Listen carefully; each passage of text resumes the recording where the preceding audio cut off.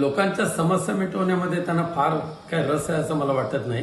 पण एकमेकावर कुरघोडी करणं, भाजप विरुद्ध शिंदेगड, शिंदेगड विरुद्ध भाजप गट, अशा पद्धतीचं घाणेरडं राजकारण सध्या सिंधुदुर्ग जिल्ह्यामध्ये मोठ्या प्रमाणात व्हायला लागलेलं आहे.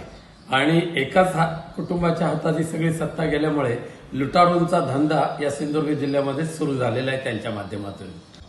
योगेश कदम हे शिंदे गटाचेच मंत्री आहेत. ते महायुतीचे होऊ शकत नाही आणि भाजपवाले त्यांना मान्यच करत नाही. आणि त्यामुळे या जिल्ह्यासहित संपूर्ण महाराष्ट्र सध्या या टवाळखोरांच्या हातात गेलेलं आहे, दलालांच्या हातात गेलेलं आहे. आणि महाराष्ट्र लुटारूंच्या हातात गेल्यामुळे महाराष्ट्र भिकेकंगाल व्हायला लागलेलं आहे. त्यामुळे योगेश कदम आले काय, नितेश राणे आले काय, इथे सुद्धा नितेश राणे पालकमंत्री आहेत, त्यांनी तो आढावा घेतला पाहिजे. मग योगेश कदमना काय यावं लागतं?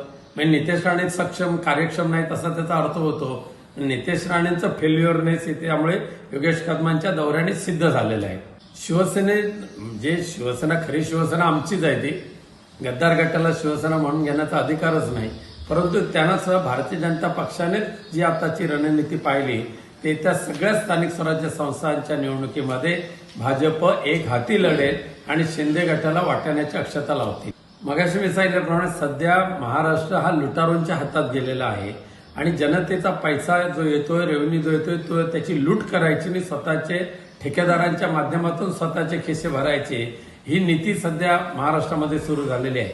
एक तर बजेट पूर्णपणे कोलमडलेलं आहे आणि ते बजेट नसताना सुद्धा शक्तीपीठ सारखा महामार्ग जो अदानीसाठी आहे त्याला 86,000 कोटी म्हणजे 1,00,000 कोटीपेक्षा जास्त निधी खर्च करून तो रस्ता बनवण्यामध्ये सरकारची घाई चाललेली आहे. इथे अवकाळी पावसामध्ये शेतकऱ्यांना आधार द्यायला त्यांच्याकडे पैसा नाही आहे. ठेकेदारांनी ज्यांनी कामं केलेले आहेत त्यांना पैसा मिळत नाही आहे. पण तरी सुद्धा म्हणजे ऋण काढा पण सण साजरे करा अशा पद्धतीचे हा दुटप्पीपणा ह्या महाराष्ट्रामध्ये सध्या चालू झालेला आहे. येणाऱ्या जिल्हा परिषद, पंचायत समिती, नगरपालिकेच्या निवडणुकीमध्ये शिवसेना उद्धव बाळासाहेब ठाकरे आणि इंडिया आघाडीचे जे घटक पक्ष आहेत आणि मनसे एकत्रित येऊन आम्ही लढू आणि चांगल्या पद्धतीने यश संपादन करू. ती जबाबदारी योगेश कदम तुमची आहे. म्हणून तर दुर्दैवाने तुमच्यासारखा कमकुवत राज्यमंत्री, गृह राज्यमंत्री या महाराष्ट्राला मिळालेला आहे.